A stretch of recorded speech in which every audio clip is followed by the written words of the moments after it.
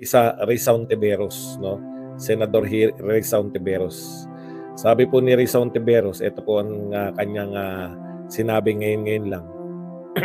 Dami natin pag-usapan. Alam niyo po, napakaraming balita, no? Kung pwede pong mag-discuss ng mga 2 oras, eh. Ang dami pong mga issues ngayon. Pero yun nga, titilad-tilarin na lang natin. Sabi po ni Risa Ontiveros, ito po, ngayon lang po ako sumang-ayon. Sabi po ni Risa Ontiveros, for the first time, ako ay naniniwala dito sa sinasabi ni Risa Ontiveros.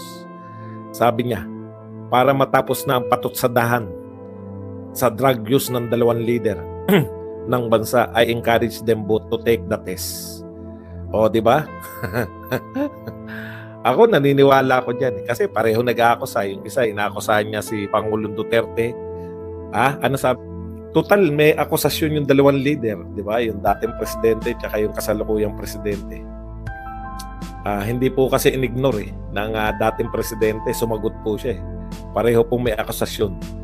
For the first time, ngayon lang ako sumang-ayon kay Risa Ontiveros.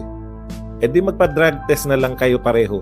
Saksi yung lahat ng senador, lahat ng congressman, lahat ng mga taong simbahan. Manawagan po kayo. No? Lahat po. Mga taong simbahan, para po once and for all, magkaroon po ng, ang hirap naman ng pinaghinalaan natin parehong mga leader. Di ba? Sinabi ni Pangulong Marcos na dulot lang ng fentanyl yan. Alam ko po sa drug test, makikita lahat eh. Maganda po yan na once and for all, para panatagpuan lahat. Mamaya sunod kami na sunod kay Digong, di ba?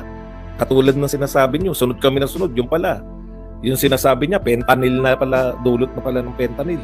Kayo naman, sunod ng sunod kay BBM, yung pala. Real talk lang po tayo. Ito po si Senator Amy. Si Senator Amy naman po. So ito po, alam naman natin na gawa-gawa lang yan, no? Si Senator Amy Marcos naman po.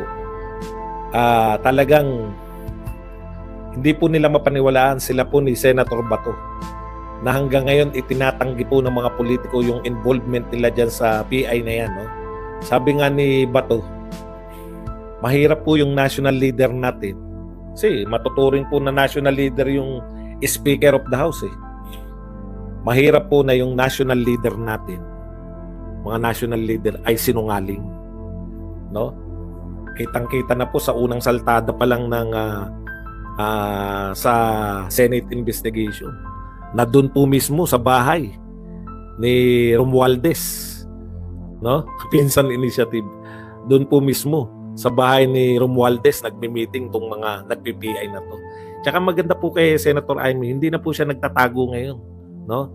Wala na pong talagang inihihiwalay niya na po yung para eto ini-expose din po ni Senator Amy yung mga totoong loyalista, mga Marcos loyalist. Una, sinabi niya na hindi ka naman Marcos, di ba? Unang pagtatanggi yun. Ikalawa, ngayon po pinakamalupit na sinasabi ni Senator Amy, hindi na po siya nagtatago. Matagal kaming napahirapan. Yung pamilya namin matagal na inusig. Kaya dito mo makikita kung totoong loyalista o hindi. Wala akong pakialam, hindi naman po ako loyalista eh. Kaya lang nanay ko loyalista yan. Tatay ko loyalista yan. Patay na nga lang. Di ba? Kamag-anak namin, dahil mga Ilocano, mga kamag-anak namin loyalista. Pero ngayon lang po ako nakakita na yung mga loyalistang vlogger mas kampi pa po sa hindi Marcos. Dapat nag-iisip-isip kayo eh. Totoo ba na yung si Pangulong Marcos na tatay? Ang pinangangalagaan? Yung pangalan pa rin ba ng Marcos? Ito po bagamat kahit parang ansama ng dating nito, hindi ko naman po yan intention, no? Pero nagsabi na po ng katotohanan si Senator Amy, pwede niyo siyang banatan na ibig sabihin, pangalan lang pala ng Marcos ang gusto mong ipagtanggol. Yun na nga po yun. Di ba? Kasi alangan naman, sabi nga ni Senator Amy, dekada kaming siniraan nung binigyan kami ng second chance. Sasayangin lang namin dahil para kanino? Itong mga katanungan ni Senator Amy, para saan? Bakit kami magsasayang nung pamilya namin? Bakit sasayangin namin para sino mag-gain? Bakit para dyan sa PI na yan? No? Sa totoo lang, para saan po yung PI? Para may makinabang lang na hindi naman Marcos. Tama naman yun. Kamag-anak nila. Pero panahon na po para tablahin yung kamag-anak. Yan yung punto ni Senator Amy. Kaya ngayon, nakikita nyo po, mag-isip-isip po kayo, yung mga nagsabing kayo ay Marcos loyalist. Yung mga sinusuportahan nyo pong supposedly Marcos loyalist vloggers, baka Romualdez loyalist vloggers po yan. Hindi po Marcos loyalist. Pag may papaano naman ng mga dumalo sa Davao, siyempre unahin muna yung mga sikat.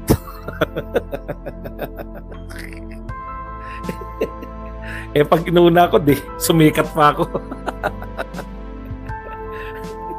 Kayo naman.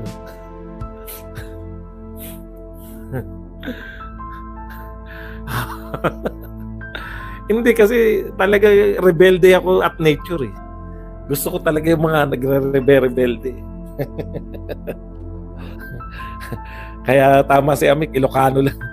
Actually, hindi ako marunong mag-Ilocano eh. Okay.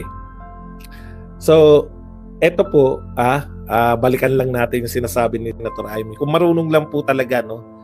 Kung naiintindihan, kasi yung mga supporter ng mga Marcos talagang, awayin namin yan. Sana, kung inuunawaan nyo lang kung saan nanggagaling si Senator Amy, mauunawaan nyo yung hirap ng, yan, sinabi ni Pangulong Duterte, baka ma-Marcos senior kayo. Ano ibig sabihin ni Pangulong Duterte doon? Pag hindi kayo naglubay dyan sa kaka-PI, baka ma-Marcos senior kayo.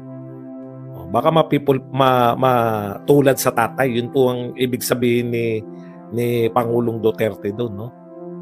Kasi alam niyo, sa totoo lang, kung nakikinig kayo kay Senator Amy, may sense siya para sa mga Marcos eh. Kasi kami tapos na ako rin sa unity eh. Wala na akong balak na manawagan na buuin ng unity. Hindi na. Nakilala na namin kayo. Pero ang point ko lang, sana kayo nakikinig. Kasi for survival na ng mga Marcos doon sinasabi ni Senator Amy. Parang wala kayong pakiramdam sa mga Marcos. Mas gusto nyo pang magkadurog-durog ulit. Sa bagay, tignan nyo po yan, yung mga sumusuporta kuno kay Marcos, pero si Tambi talaga yung sinusuportahan. Baka pag nawala na po yung mga Marcos, buhay pa rin yung mga yan dahil ang dali lang magbaliktaran. Totoo lang eh. Pagkakakilala ko dyan sa mga Duterte supporter yan. Duterte vloggers yan. Okay. Paano po ba balimbing si Amy? Hindi po magiging balimbing sa mga Marcos si Amy kasi Marcos siya. Hindi niyo po ba naunawaan yung anak siya ng kanyang ama?